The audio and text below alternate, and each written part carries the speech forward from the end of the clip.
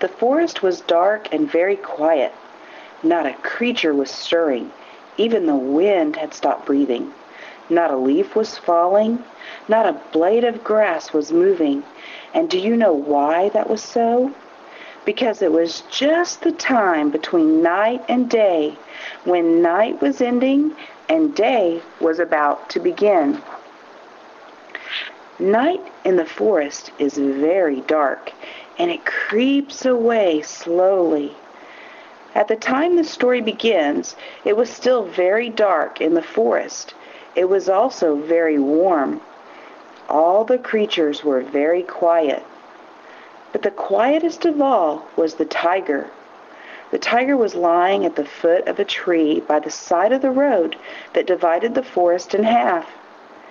It would have been very hard to see the tiger because he was hidden by leaves, flowers, vines, and grasses. He was hidden also by the darkness.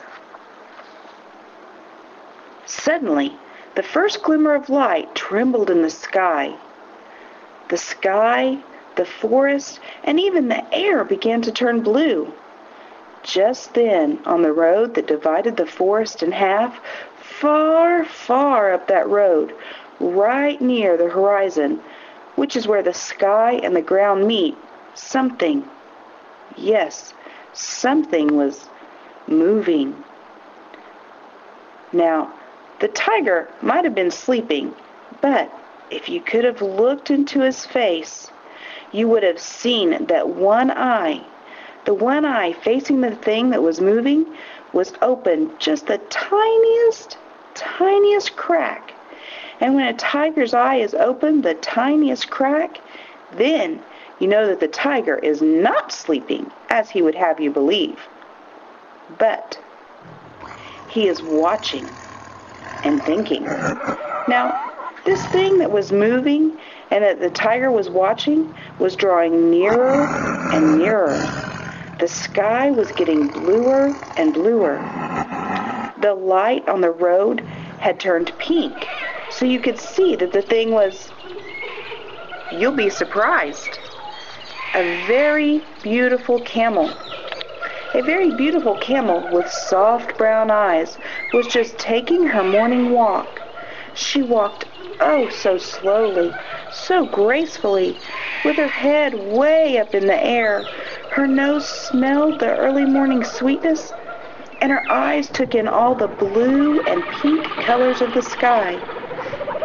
And the tiger was lying on the foot of the tree, was thinking, as soon as this beautiful camel comes to where the shadow of the tree falls across the road, I'm going to pounce on her.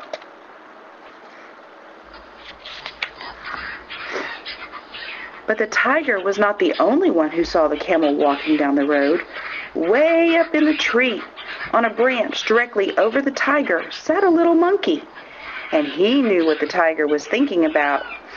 And so he very quietly reached for a coconut and held it in his hands.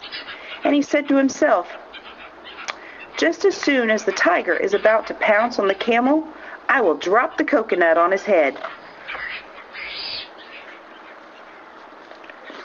And all the while, the beautiful camel walked gracefully down the road, turning her pretty head this way and that, while the sky got brighter and brighter. But the tiger and the monkey were not the only ones who saw the beautiful camel. On the same tree, a little squirrel with its bright little eyes had seen what was going on, and the little squirrel very quietly crept up right behind the monkey's tail. And the little squirrel said to himself, as soon as the monkey is ready to drop the coconut on the tiger's head, I will bite his tail. All the while, the beautiful camel walked gracefully down the road, turning her pretty head this way and that, while the sky grew brighter and brighter. But the tiger, the monkey, and the squirrel were not the only ones who saw the beautiful camel. A little bird was watching what the tiger, the monkey, and the squirrel were up to, and the little bird said to himself, aha! I know what I shall do. As soon as the squirrel is ready to bite the monkey's tail, I shall pounce with my sharp claws upon his tiny head." And now the tiger was so excited that he forgot to keep his tail still. He swished it from side to side, this way and that way.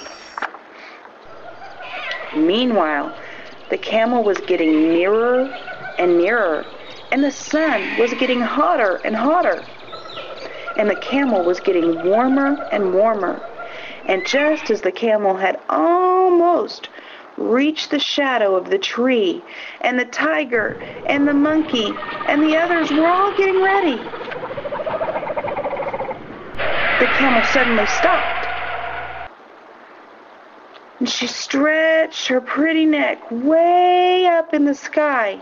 She opened her mouth oh so wide, and she let out an awful yawn and said sweetly, in an ordinary sort of way, "I think I'll go back." The tiger was so flabbergasted, which means he was surprised, that just when he could have, he didn't pounce on the camel, and the monkey didn't drop the coconut, the squirrel didn't bite the monkey's tail, and the bird didn't pounce on the squirrel's head. And they didn't do all of these things all at the same time. For just a tiny second, no one said anything, and not a sound was heard. Then the little bird burst into a peal of laughter that pierced the forest. The squirrel began to chatter, and the monkey began jumping up and down with such glee that all the creatures in the forest woke up crying, "What happened? What happened?" But you know what happened? Nothing happened. The beautiful camel just turned around and walked back the same way she had come. The tiger slinked away into the deep, dark forest, and the sun shone like brass in the sky.